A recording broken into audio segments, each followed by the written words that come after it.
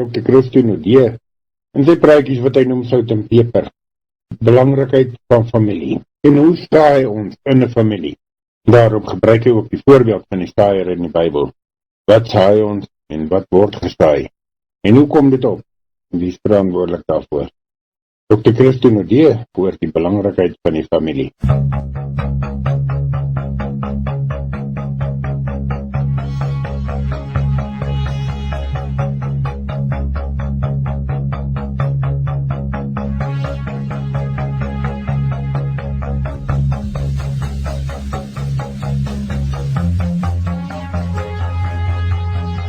Dr. Christo Nodee. Ons sê vir al die luisteraars, hulle moet bietjie nader sit, 'n bietjie kom luister, want ons praat oor dit wat ons belangrik ag vir gesinne. Praat dan oor gesinne. En Dr. Christo Nodee is 'n pastorale terapeut. En hy is eintlik 'n afgetrede dominee. So hy bring sommer al hierdie goed bymekaar en daaroor gaan ons ook dit wat hy sê en dit wat ons hoor vanuit die skrif bevestig. Christo. Willem, ja, en al die luisteraars, lekker om weer terug te wees. En ja, ons gesels oor 'n baie interessante onderwerp en dit is, wat laat ons gesinne eintlik gesinne wees? En ek dink dis 'n belangrike tema vir hierdie tyd waarin ons lewe, Willem. As jy nou so uit die wysheid vir ons 'n definisie wil gee van 'n gesin, wat sal jy sê is 'n gesin, as jy dan sê, wat sal ons gesinne, want dan praat ons tog oor 'n definitiewe konstruksie van 'n groep mense. Ja, Willem, die meeste van ons dink aan gesinne as 'n pa en 'n ma en 'n boetie en 'n sussie. Deesdae is dit dun gesaai in ons samelewing. Ons praat deesdae van enkelouer gesinne, ons praat van hersaamgestelde gesinne, ons praat selfs van in sekere gemeenskappe van gesinne waar daar net kinders aan die hoof staan. So dis 'n uiteenlopende gesinsamestelling, waar daar mense is wat sê ons behoort tot hierdie gesin, en dan is hulle 'n gesin. So kry 'n mens verskillende soorte. Daar word beskrywe in die definisies van gesin omtrent so 17, min of meer, groeperinge wat hulle as gesin dan nou sou definieer. Maar dit gaan vir my daaroor dat mense wat in dieselfde huis is, dieselfde belange deel, dieselfde tafel deel, en gemeenskaplik vir mekaar omgee en vir mekaar sorg. Dit sou vir my dan 'n gesin wees. En nou is die vraag dan nou, hoe is die dinamiek in gesinne, dat gesinne die samelewing beter maak en nie slegter maak? So dit sou vir my die punt wees waarby ons uiteindelik wil uitkom. Hoe verbeter gesinne se manier van gesin wees ons samelewing om 'n beter samelewing te wees? En ek wil vandag begin deur 'n stuk uit die Bybel uit te praat, so 'n bietjie na die saaier te kyk, want ek dink daar is altyd volwasse figure in 'n gesin, en die volwassenes, hoe saai hulle na die kinders toe, en wat is dit wat hulle aan die kinders bied? Want uiteindelik is dit waar die oes in lê dan, sou dit vir my wees. Want God se bedoeling uiteindelik met die gesin is om godly seeds na vore te bring. Met ander woorde, kinders wat God ken, en God kan vertrou, en God kan lief hê, en God kan dien. Dis tog die aanvanklike bedoeling, dat Kain en Abel moes die Here dien, en hulle het altyd geoffer. So hulle was besig om die Here te dien. Daar het nou net in Kain se lewe het daar nou net iets gekom van 'n jaloesheid, omdat hy gedink het, God aanvaar Abel sinne en die syne nie, en ons sien agterna dat die Here met hom ook gaan praat. Maar ek wil nie dit gesels vandag nie. Al wat ek wil sê is, dat ons moet uiteindelik kinders grootmaak as volwassenes wat die Here dien. En hoe kry ons dit reg? Saam met al die wonderlike ander dinge wat met die Christelike geloof saamgaan, en dit is die eties, maatskaplik, sosiale riglyne en maatstawwe wat ons dan aanleer en wil toepas in die samelewing. So Willem, ek gaan begin by Markus 4, gaan ek 'n bietjie vir ons die gelykenis lees van die saaier. Ja, asseblief. Hy het weer begin om langs die see te onderrig. Daar het toe 'n groot skare om hom saamgedrom, en hy het op die see in 'n boot gaan sit, en hy die hele skare was op die strand langs die see. Hy het hulle dikwels deur gelykenisse geleer en sy lering vir hulle gesê, luister julle, kyk, 'n saaiër het uitgegaan om te saai. Tydens die saaiery het 'n deel van die saad langs die pad geval en voëls het gekom en dit opgepik. 'n Ander deel het op die rotsagtige plek geval waar daar nie baie grond was nie en het dit dadelik opgekom omdat die grond nie diep was nie. Maar toe die son opkom, is dit verskroei omdat dit nie wortel geskiet het nie, het dit verdroog. 'n Ander deel het tussen die dorings geval. Die dorings het opgekom en dit verstik en dit het nie vrug voortgebring nie. En nog 'n ander saad het op goeie grond geval en dit het opgekom, gegroei en opbrengs gelewer. 30, 'n ander 60 en nog 'n ander 100voudig. Toe het hy gesê, laat die wat ore het om te hoor, luister. Nou as ons na hierdie gedeelte kyk, Willem, dan gaan dit vir my daaroor, kom ons maak dit van toepassing op hoe ons in gesinne saaiwerk doen. En as 'n mens nou net verder kyk in hoofstuk 4, dan kom die Here Jesus en hy gee 'n verklaring van die soort grond waarop hierdie saad sou val. Nou ek gaan nie te veel metafories daar rondom gaan nie. Al wat ek wil sê is ons gesinne se grond goed genoeg bewerk, sodat die saad wat ons saai, vrug kan dra. Die ander vraag is, het ons die kwaliteit saad, wat wel gesaai kan word om vrug te lewer? Dit is 'n wisselwerking hier, tussen die saad en die grond. So, wanneer ons dan nou kyk na die opvoeding van ons gesinne, die maniere hoe ons gesinne doen, dan is dit so dat dit vir ons belangrik is om vir onsself te sê, maar wat is die kwaliteit van volwassenes wat in ons gesinne die saad moet saai van hulle oortuigings, van hulle grense, van hulle geloofsoortuigings? Wat is hierdie soort saad wat daar is? Want omdat ons in 'n moreel geestelike verhouding met mense staan, is dit belangrik dat ons moet weet dat van die ouderdom 13 is daar reeds hierdie fondamente in kinders se lewens gevestig. Luister binnekort verder na Dr. Christo Nodee.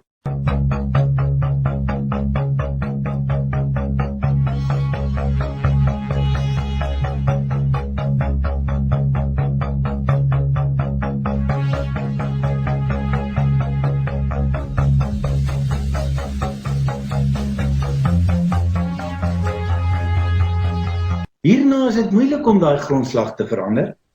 Wie jy op 'n ouderdom van 13 is baie maklik die persoon wat jy mee gaan groot word. Die persoon wat jy is op 13. En ja, die beginsels, die waardes, die verhoudingsfokus en die idees oor geloof, dis die dinge wat vir jou gegee word voor jy 13 jaar oud is. En nou is my vraag, as dit die soort saad is waarna ons kyk, wat is dit wat ons ouers, volwassenes en gesinne saai in kinders se harte, kinders se lewens? In die gesin as die teelaarde, want ons praat baie keer van die gesin as die teelaarde van volwassenes. Hoe lyk hierdie teelaarde? Het ons dit goed bewerk? Is daar gesonde verhoudings? Is daar 'n geloofsoortuiging wat eintlik staan en sê maar dit is ons geloofsoortuiging. Dis wat die Nudees doen. Dis wat die Lombards doen en wie ook al anderste. So daai soort manier van om te dink oor 'n gesin, dink ek is verskriklik belangrik dat ons vir mekaar sê, wanneer ons na hierdie goed kyk, moet ons weet dat ouer en jonger kinders in 'n geloofsomgewing is eintlik bevoordeel omdat hulle daarin groot word. En dat 'n mens vir jouself sê, nou maar goed, hoe lyk dit? Wat is dit wat jy soek wanneer jy so kyk na gesinne en vir hulle wil groot kry? So is ons besig om gelowige, godvreesende, goedgemanierde, gedissiplineerde kinders te kweek. Want dis die soort kwaliteite wat ons gaan nodig hê om uiteindelik volwassenes te hê wat in die samelewing dit ook kan uitlewe. Is ons verbind tot die opbou van gesinne. So, wanneer ons na hierdie goed kyk, dan moet 'n mens vir jouself afvra, wat 'n soort vrug dra my opvoeding in my kinders se optrede? Want dis nou maar wat die toets is, né?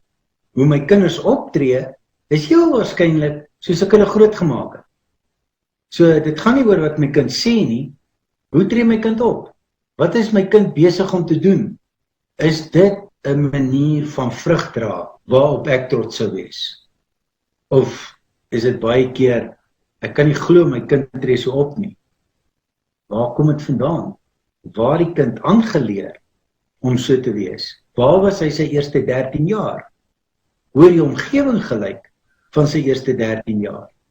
So, en dit sou vir my dan dinge wees waarna mens kyk, want as mens kyk na rigters, het ons gesien dat in die 3de geslag het die mense glad nie meer God gedien nie. Hulle het nie geweet hoe nie, want hulle was nie tot op 13 jaar grootgemaak hoe om dit te doen. So hulle het heeltemal verlore gegaan.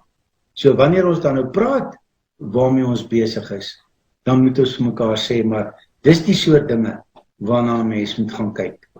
En dan moet 'n mens jouself afvra, as jy dan na hierdie dinge kyk, wat is dit wat vir jou belangrik is? En dan moet 'n mens kyk na, wat 'n soort paas en maas het ons in ons gesinne? Is daar mans in ons gesinne wat godvreesend is, wat as enkellopendes die Here gedien het, as lewensmaat getrou is, as paas op 'n manier oor hulle kinders paas is, dat hulle die naam Vader waardig is, dat die kind kan glo dat daar ook 'n hemelse Vader is, wat vir hulle omgee. As oupa, is ek so 'n oupa vir my kleinkinders, dat my kleinkinders kan glo, dat daar is iets dieper, iets groter, as die visuele wêreld waarin hulle die hele tyd blootgestel word. Dis die soort dinge wat 'n mens jou afvra. As ons kyk na ons vrouens, is ons maas godvreesende mense, as enkellopendes, as lewensmaats, is hulle getrou. As maas is hulle daai ene wat, soos die Here sê, jou onder haar vlerk neem, jou beskerm en jou beskut en jou voed. En die oumas in ons gesinne, is hulle die mense wat regtig waar vir hierdie kinders 'n ouma kan wees. Want wanneer ons dan nou kyk na hierdie soort goeters, dan moet ons vir onsself afvra, wat is daar wat nodig is vir ons ouers? Is hulle duidelik in wat se rol hulle het om te speel? So, die rol wat hulle het om te speel, is dit die rol wat van 'n ouer gevra word, wat nodig is om dit te kan doen? Wanneer ons dan kyk na paas en maas, speel jy die rol van 'n pa en 'n ma? Is ons ouers toegerus om geloofsgesprekke met ons kinders te hê? Om gesprekke oor hoe hanteer ek konflik? Om gesprekke te hê, hoe hanteer ek druk by die skool? Hoe hanteer ek akademiese druk, maatsdruk? Is ek geskoold daarin om my kind daarin te kan begelei?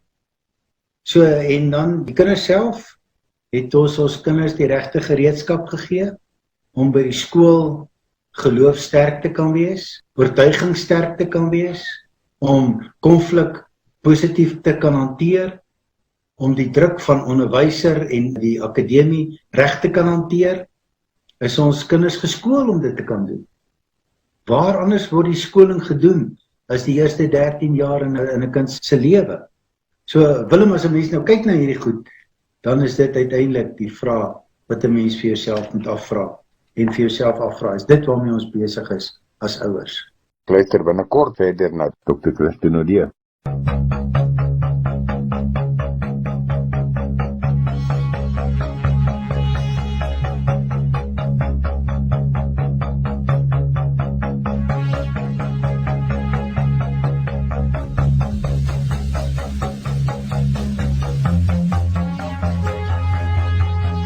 Nee, so in die eerste plek wil ek jou vra, jy weet, ons is tog as Christene besig om, ek wil sê, 'n model, 'n konsep wat van ons voorgeleef word, hoe lyk Christelike gesinne?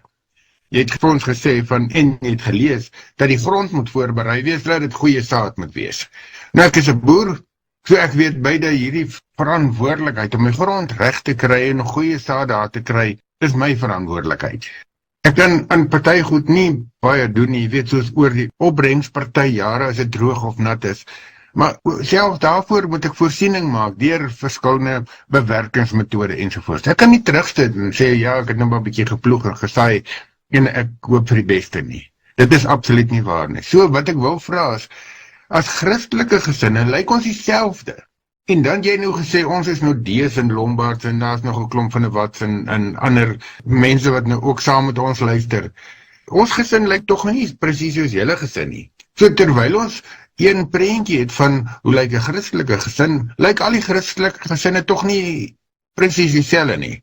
Hoeveel en hoe kan ons verskil sonder om ons Christelikheid nie net onder verdenking te plaas nie, maar ons Christendom uit te leef en laat ander kan sien, hierdie gesinne word deur die liefde vir Christus gedring. Willem, dit is so 'n lekker vraag hierdie. Dankie daarvoor. Ek het op 'n stadium in C.S. Lewis se boek gelees. Hy het 'n boek geskrywe en hy het gesê, en ek maak dit nou van toepassing op 'n gesin. Hy het dit in 'n baie breër konteks verduidelik. Maar ek gaan dit nou reduseer tot 'n gesin. Hy het gesê, kom ons dink aan 'n vloot. Nou, kom ons dink vandag aan 'n gesin as 'n vloot. In 'n vloot is daar verskillende soorte skepe. Daar's 'n groot skip, die vliegtuig. Dan is daar 'n kleiner skip, die fregat. Dan is daar 'n ander kleiner skip, die duikboot. Dan is daar 'n ander kleiner boot wat op 'n spesiale manier toegerus is om vinnig te manoeuvreer en 'n klomp bewegings uit te voer wat hierdie ander nie kan doen. So in 'n gesin is daar verskillende soorte skepe as deel van die vloot van hierdie gesin. Maar elkeen van hulle het 'n spesifieke funksie. Nou kan jy self dink, 'n groot vloot en 'n klein vloot. Groot gesinne, klein gesinne. Maar elkeen van hulle het 'n spesifieke werk om te doen binne in hierdie gesin. En hierdie bootjie, skepie, is gevorm vir dit. So nou moet hierdie gevormde deel van die vloot skip so afgerig word dat hy presies weet hoe werk hy. So hy moet na binne gaan en sê, is my engine vol diesel? Is my ratte geolie? Is my geweerlope skoon? Want ek is in 'n oorlog. Wie die kaptein waarheen ons vaar? So met ander woorde, elke skip in die vloot weet in watter rigting hulle vaar. Want die vloot het gesê, ons vaar in hierdie rigting. En dit word deur die generaal vertel. Wie is ons generaal? Natuurlik die Here Jesus. So die Here Jesus sê vir ons, jy's op pad soontoe. En nou kom elke vloot en hy posisioneer homself dat hy in daai rigting besig is om te vaar. Maar wat vir my lekker is van hierdie metafoor, is dat elke boot, elke skip het 'n spesifieke lyn om te hou. Anders bots hy teen die ander. Hy kan nie te stadig gaan of te vinnig nie. Hy moet 'n sekere spoed hou binne in hierdie gesinsstruktuur. Dis wat van hom verwag word. En dit leer hom dat hy moet afstand hou van daai skip, afstand hou van die een voor hom, afstand hou van die een agter hom. Hy kan nie nou skielik sê, ek gaan my engines afskakel nie, want hy's deel van 'n vloot, hulle is in beweging. So jy het 'n verantwoordelikheid binne in jou gesin om dit te wees wat jy gemaak is om te wees binne in hierdie gesin. En dan is jy besig om te vaar in 'n rigting. So my vraag is vandag, as ons kyk na die rigting waarin ons gesinne vaar, is dit die regte rigting? Want dis die konteks van die saaier. So het ons die regte rigting ontvang. Het ons na die generaal geluister en wat vir ons gesê het, jy vaar teen soveel knope in daai rigting sodat jy die vyand kan ontmoet of dat jy by jou bestemming kan uitkom. So ons het 'n sekere doel, ons het 'n sekere funksie wat ons moet gaan verrig, nê? En ons moet dit saam verrig. in harmonie ons vaar nie net in 'n rigting vir 'n nodelose vaart nie. Ons is op pad ergens heen. Dis wat jy sê. Ja, en dis 'n opdrag van die generaal. Die generaal weet waar hy ons wil hê. So hy sê vir ons, jy's in daai rigting besig. So ja, jy's heeltemal reg. Ek kan nie as vloot besluit waarheen ek gaan nie. Die generaal moet vir my besluit.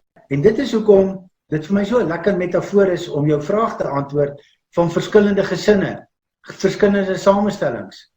Dis eintlik irrelevant in terme van, as 'n mens die vloot vat, jy's 'n vloot. As gesin is jy 'n vloot. So is jy in opdrag van die Here, besig om in die regte rigting te vaar. En nou moet elke skip na sy eie binnewerking kyk. Hy moet in werkende orde wees. Hy moet sy doel kan doen. So dis 'n binnewerking na binne vir elke gesinslid, dat hy weet waar hy inpas en sy verantwoordelikhede nakom, maar ook in die groter geheel weet dat hy is besig aan iets groters as net hierdie ou wêreldjie van my as skippie. Ek is ook besig met iets groters. So ja, as 'n mens dan nou kyk na hierdie om jou vraag te antwoord, is 'n bietjie 'n lang verduideliking, maar dit help vir my om te verduidelik dat verskillende skepe het verskillende funksies en as gesinslid het ek 'n verskillende funksie in hierdie gesin. En ek het 'n verantwoordelikheid om in hierdie gedissiplineerde gesin my verantwoordelikheid na te kom. Anders is hierdie vloot in sy Luister binnekort verder na Dr. Christine Odie.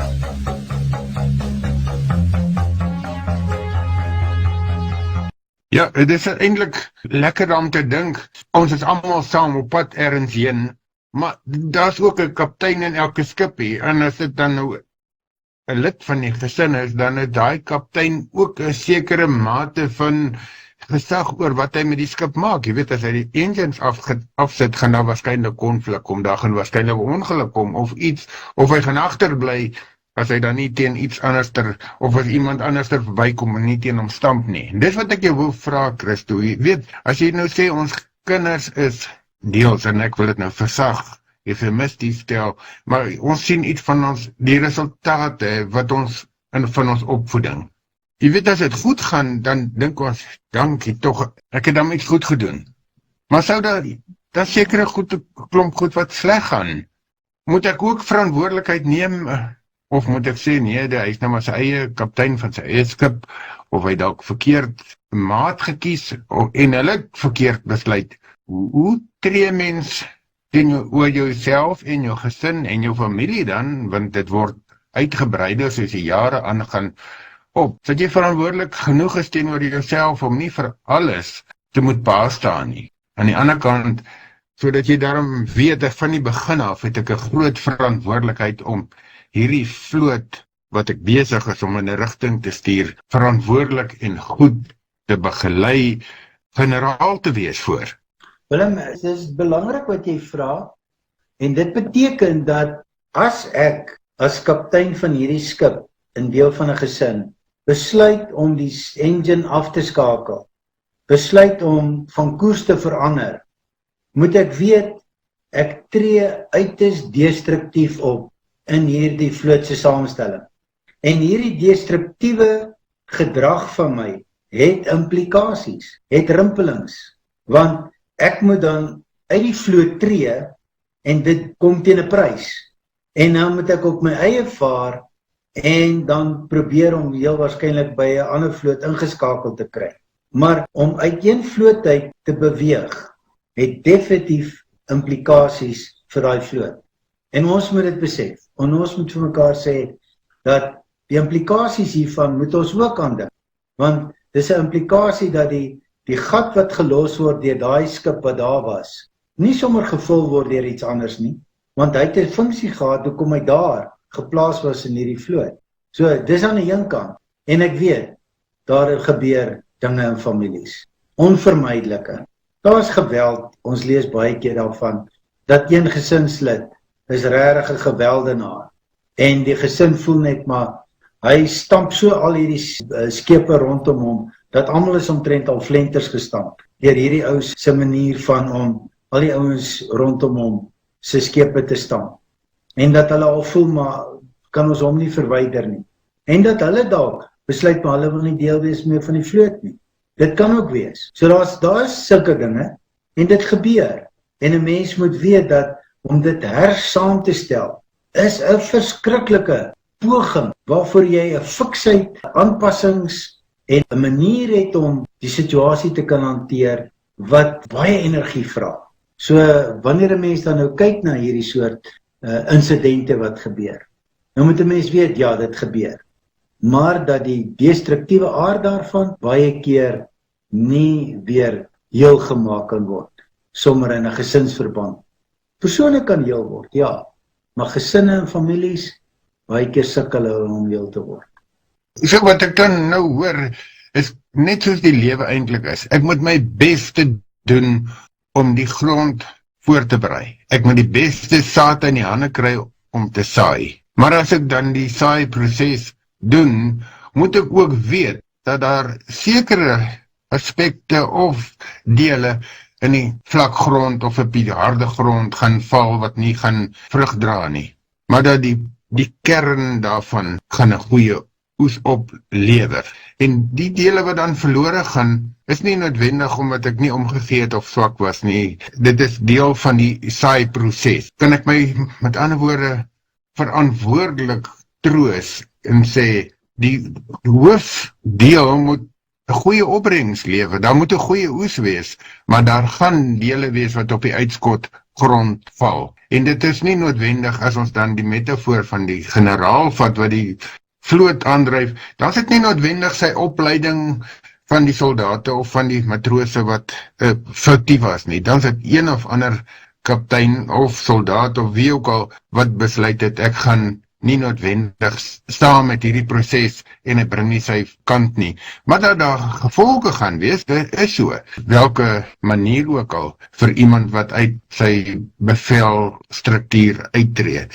Wat ek vra is hierdie balans wat vir ouers wat luister, want ek's ouer, maar ek sien ook, ek het ook al kleinkinders en nou wonder ek, weet dit wat ek sien, party maak my so opgewonde, en dan is hulle so mooi en oulik, maar ander dan dink ek, hulle kon dan beter dit of dat gewees het, of my kinders moes, hulle kinders so en so. Aan die een kant wil ek sê, moet ek nie te hard op myself wees nie, aan die ander kant moet ek aanhou om die generaal te wees van die vloot wat ek bedryf. Help my bietjie, laat ons net hierdie balans terugkry in ons lewe, sonder om te veel verantwoordelikheid, of te min verantwoordelikheid te vat. Luister binnekort verder na Dr. Christine Odie.